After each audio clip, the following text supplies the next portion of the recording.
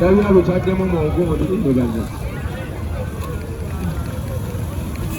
Musajja bannange baagala akavuyo ako kati balumwanyi bagamba yite bakoze kavuyo.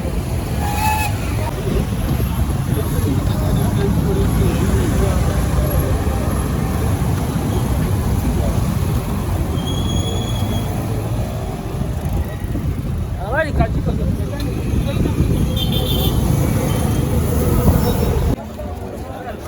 Mai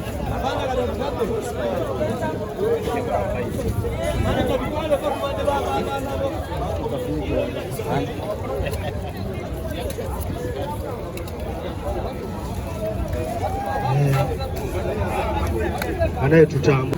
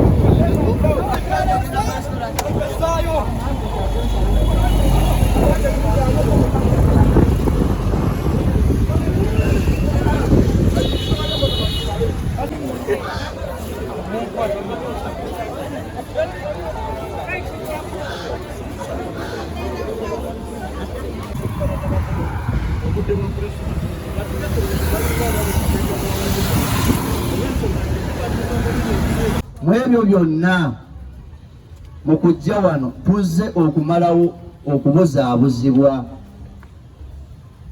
Omuntu gwe watambuza ne gwe tusuubira nti mwamukwasa management yayogedde ku leediyo ekiro lunye nti ye ne manager gwe mugamba nti wuwe si wuwe era talina kyamanyi ku nsonga za capital.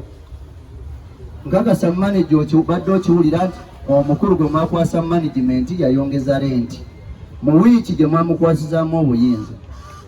Naye ekikulu kya byonna ekituleese wano kumanya bukakafu nga buva mu Land Road yennyini Mwami Ssebalamu John oba Maama Kennedy batubuulire ani Land Road omutuufu, oyo ali mu kuteeka obuyumba mu nnyumba, ali mu kwongeza renti, ali mu kusaba ssente emyezi 3 mu maaso, akoze enkyukakyuka ez'ennamba ku maduuka nga zivaako ennamba ezibaddeko ng'ateekako CP. Yani era akikola mu ngeri ki? Era obuvunaanyizibwa bwongeza renti nga ne management tewandiikanga notisi n'emu ti nze Mwami Ssebalamu John wa Capital Center ngakwasizza mu bujjuvu era mu buwandiike ng'abantu abayivu kubanga ne lisiiti muziwandiikako. Kibajjako ekyo tuwandiikira ekiwandiiko ekigamba nti ffe abantu ba nannyini estate ya Ssebalamu Capital Estate oba Grapes Estate twejeeko obuyinza obw'ekizimbe tubukwasizza gundi tusobole omumanya tudiiringe naye. Ekirala ekyokugamba abantu nti tugenda kufuna manager omwomu, omuntu ajja kujja ku dduuka akubanja, anaakubanja ddi era yaani era ssente mmeka era jjaddi era jangaani era okakasoote ssente za renti ku muntu gw'obadde kubanga tumanyi ggwe. Wabula tujja kusaba bwe kibanga bino tebinnatereera komawo ku kizimbe ono ne renti gw'obadde otwala bulijjo mpaka lwe muneetereeza mutuleetere Land Road mu bujjuvu mumutwanjulire emitima gy'abantu gikkakkane.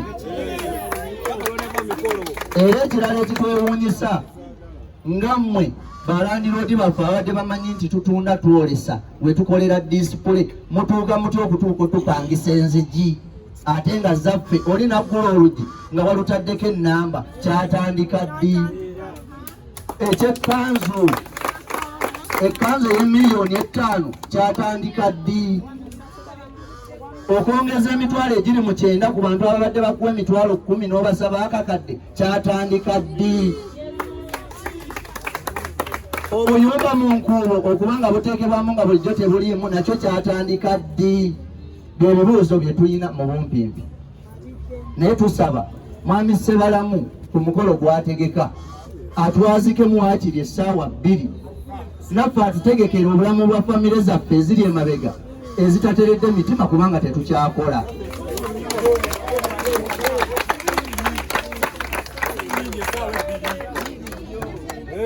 Basebo bannyabo nja kuddamu ensonga yange gye nabagambye ze ndi musigire woofiisi nzigale.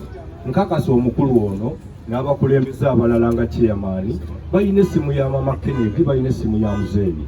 Mumukubireko mwogereko naye kuba olwaleero no nze sisobola kugamba nti leeta lenti ewange nga mukama wange si yagambye kuba mukimanyi bantu mabutumi. So njagala nsaba mubeere bakkakkamu muwuliziganye ne mwami Ssebalamu nga bw'oyogedde mumukubire ku ssimu yaba wa appointment. Kati nze sijja kuddamu ye byalizeemu. Ekyo kyo kyenkakasa ngenda kwogera naye. Ngenda kwogera naye era bwe nva wano ngenda waka njogere naye biki bye mbagambye nammwe biki bye mwogedde.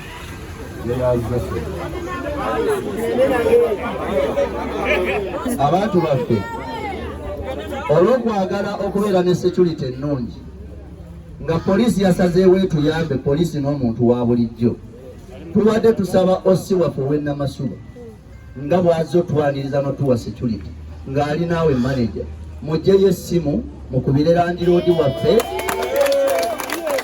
tuwulire poloozi lye kubanga ogambye naawe tosobola byogera kati ate twaze kufuna ansa. Tetuyinza kuddayo nga tetumanyi kikola ki kittako. Ng'era bwe babadde bakola ku break naye ne bamukubira essimu n'addamu bye yazzeemu. Tusaba mukulu Ssebalamu atuyambe mu bulungi, emitima gy'abantu bafa pressure, atuwe ansa bwakiri ku ssimu tugiwulire, then nga bwe tulinda ekiwandiiko ekiri mu bujjuvu.